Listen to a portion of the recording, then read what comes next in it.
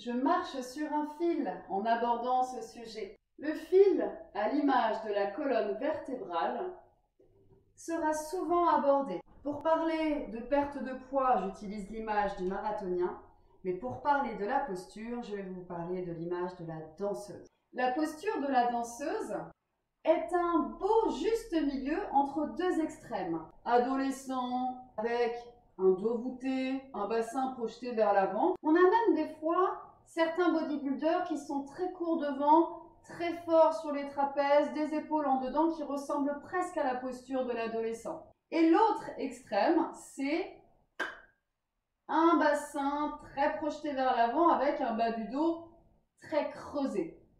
Eh bien, la danseuse, elle a cet avantage d'avoir travaillé l'autograndissement et donc des muscles profonds.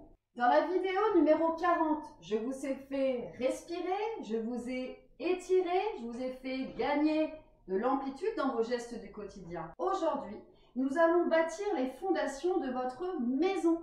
Ce sont les muscles profonds, proches du squelette, qui vous seront fidèles dans le temps. Une seule posture, l'air décontracté. Cette posture décontractée n'est autre que l'appui main-tête.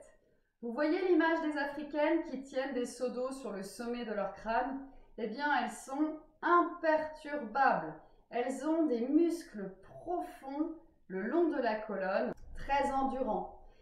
Eh bien, c'est cette endurance que je vous propose sur 5 séries d'1 minute. On va maintenir ensemble 1 minute avec les mains sur le dessus de la tête. Ça peut être un sachet de riz d'1 kilo, un bouquin. Et l'idée, ça va être de repousser ce poids par l'allongement du dos et de la nuque. Rappelez-vous l'image du fil que je vous ai donné. Imaginez que votre bassin est attiré vers le bas, vers le sol, et que votre crâne est attiré vers le haut, vers le ciel, deux directions opposées.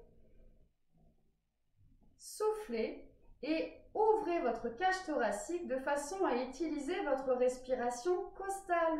Inspirez par le nez, soufflez par la bouche. Restez encore et cherchez l'autograndissement. Entre deux séries, reprenons l'équilibre que je vous ai montré tout à l'heure avec le toit de la maison. Eh bien, nous allons marcher sur un fil imaginaire en posant le talon proche des orteils. Et cette recherche d'équilibre va vous permettre d'engager un gainage abdominal et dorsal très efficace. 5 allers-retours, en avant, en arrière, idéalement, les yeux fermés. Mettez-vous des repères au sol. Ici, j'ai mis une corde pour voir si je ne m'éloigne pas trop de mon rail. Si c'est trop difficile avec les mains sur le dessus de la tête, vous pouvez avoir les bras sur le côté. Les bras ballants. Très bien. Vous faites à peu près 4 pas vers l'avant, 4 pas vers l'arrière. Ça peut suffire déjà à travailler votre équilibre en avant, en arrière. Si c'est encore trop difficile, vous prenez un bâton et vous travaillez avec cette sécurité au sol que vous pouvez poser de temps en temps. Ici, bâton à la verticale ou bien bâton à l'horizontale.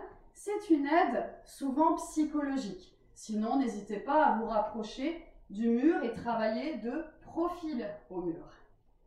Encore, si c'est trop facile,